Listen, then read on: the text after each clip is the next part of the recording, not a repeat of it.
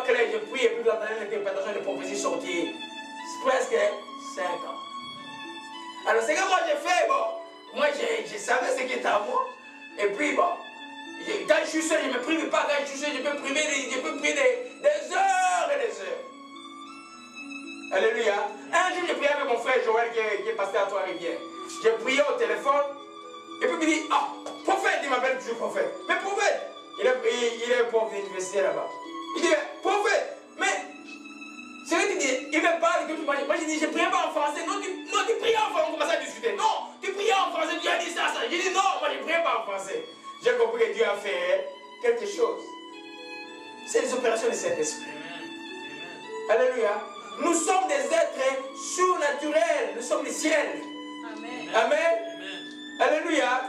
Amen. Alors, nous comprenons que quand la Bible parle de la prière par l'esprit, il veut parler de la prière en langue. Quand il dit la prière dans l'esprit, c'est-à-dire que c'est sous les fusions du Saint-Esprit, tu pries dans une langue connue. Je vous dis que la prière, quand il sent, tu n'as pas besoin de parler en langue pour sentir que le Saint-Esprit te pousse à prier. Tu vas sentir, je dois avoir besoin de prier.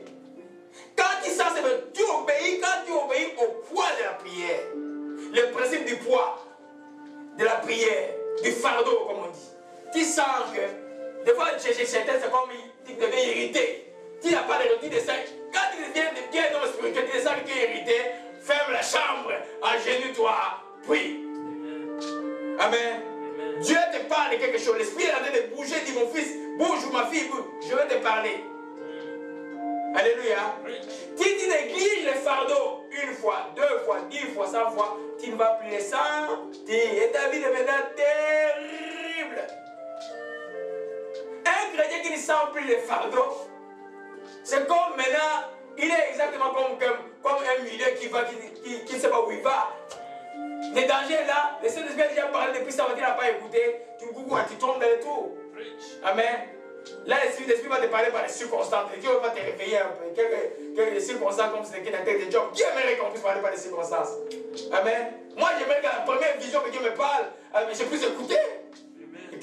Qu'il puisse me mettre sur la souffrance. C'est pas moi qui le dis, c'est la Bible qui le dit dans tête de Job. Que Dieu nous parle tantôt d'une manière, tantôt d'une autre. Des fois, on est dans les profonds sommeils. Des fois, quand nous n'écoutons pas, il laisse les calamités nous atteindre. Et nous, là, l'homme écoute vite. Mais il y en a qui n'écoutent même pas quand les calamités, vous savez. Les gens qui sont anesthésiés là, c'est naufragés. Alléluia. Amen. Amen. Amen. Alors, nous voyons que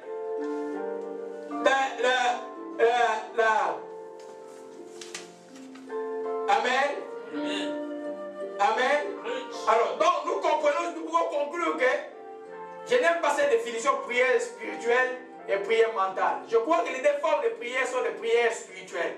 L'autre est en langue inconnue, l'autre est en langue connue. Amen.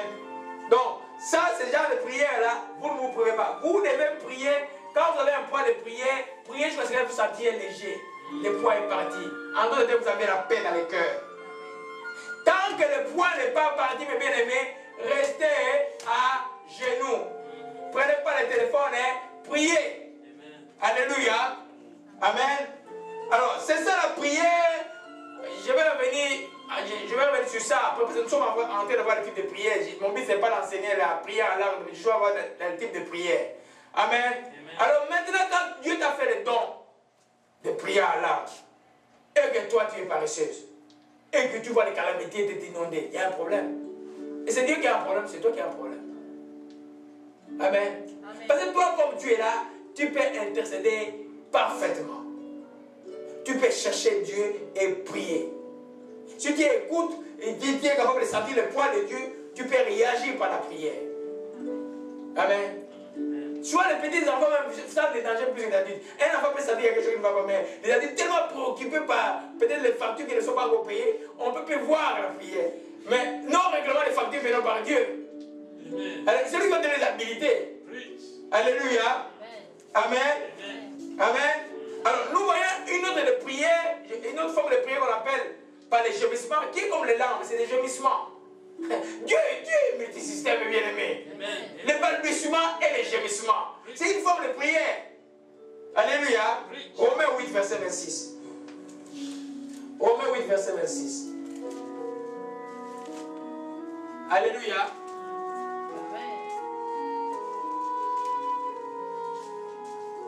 Amen.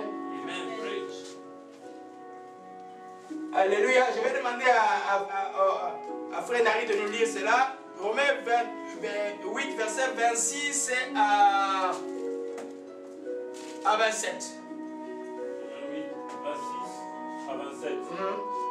De même aussi l'Esprit nous aide dans notre faiblesse, car nous ne savons pas ce qu'il convient de demander dans nos prières. L'Esprit lui-même intercède par des soupirs inexprimables. Et c'est lui qui sonde le cœur, connaît la pensée de l'Esprit, parce que c'est selon Dieu qu'il intercède en faveur de saints. Amen. Amen. De même aussi, qu'il y a une autre version de la Bible. Amen.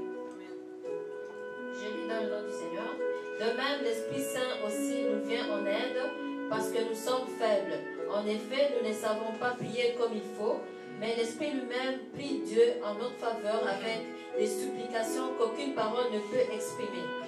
Et Dieu qui voit dans les cœurs comprend ce que l'Esprit veut demander, car l'Esprit prie en faveur des croyants comme Dieu le désire. Amen. Quand cet esprit te prend des supplications inexprimables, que tu pries, des fois ta souffrance est grande, des fois tu vois seulement des larmes qui sortent, c'est seulement des cris des fois qui sortent de toi. Tu gémis. Des fois tu gémis comme une femme enceinte. Tu gémis. Tu ne peux pas te lever, tu pries. Amen. Ça va avec les langues, mais ça c'est des choses que tu n'as rien à exprimer. On a vu les frères Abder. Amen. Les frères Abder, c'était un médecin épidémiologique qui était à l'université de Montréal que j'avais amené à Christ, qui était musulman.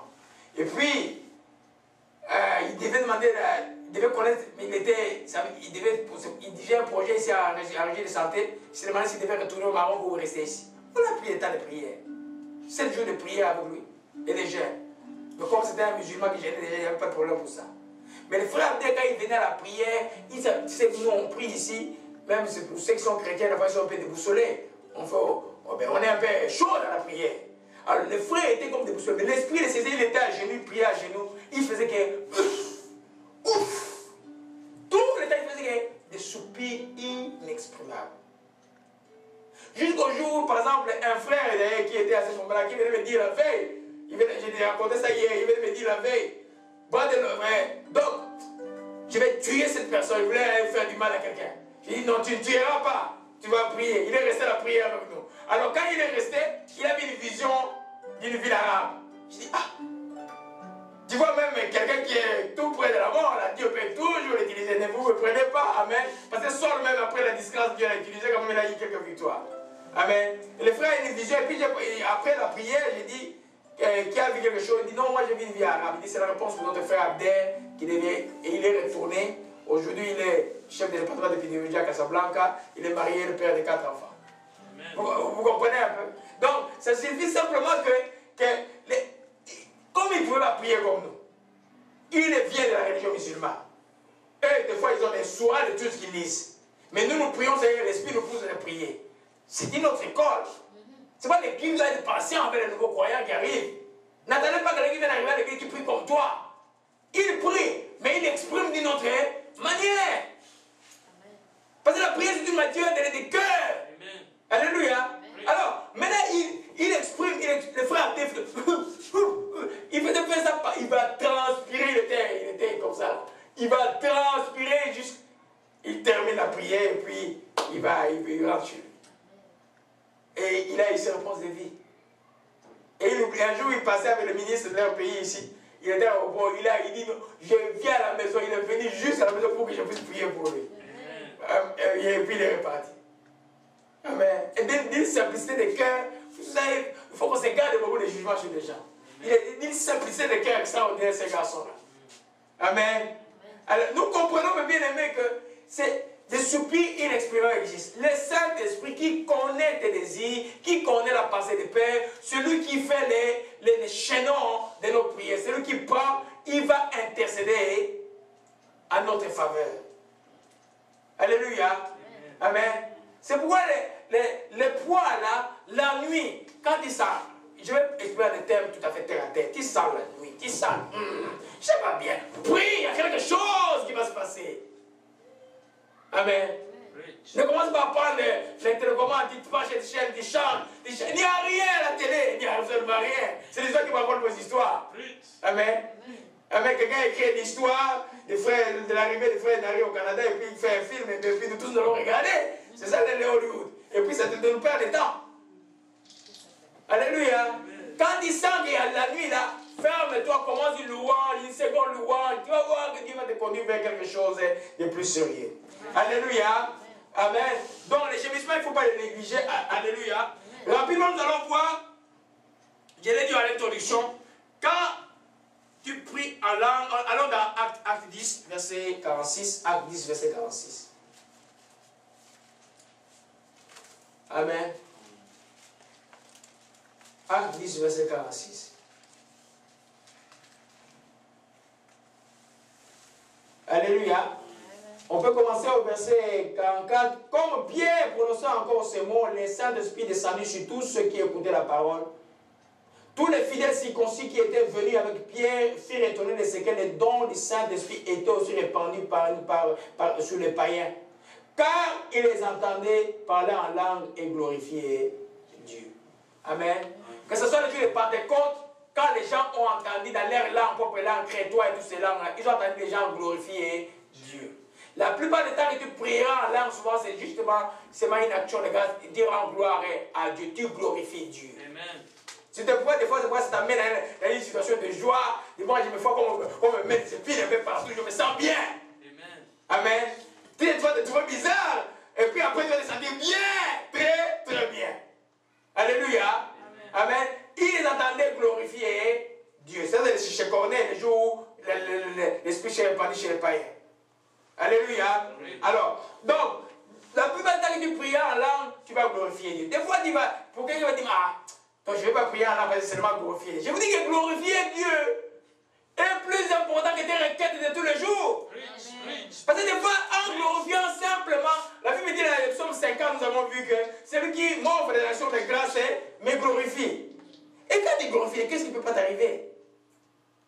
Les choses que tu ne regardais pas, les choses qui étaient d'inquiétude pour toi, parce que toi tu as oublié ces choses, Dieu va s'en occuper. Amen. Alléluia. Amen. Amen. Et quand tu glorifies Dieu, tu es en train de t'édifier en même temps, ton esprit est en condition. Parce que la seule chose que nous pouvons remettre à Dieu, c'est les actions de grâce et de la gloire que nous remettons par ces prières. Alléluia. Amen.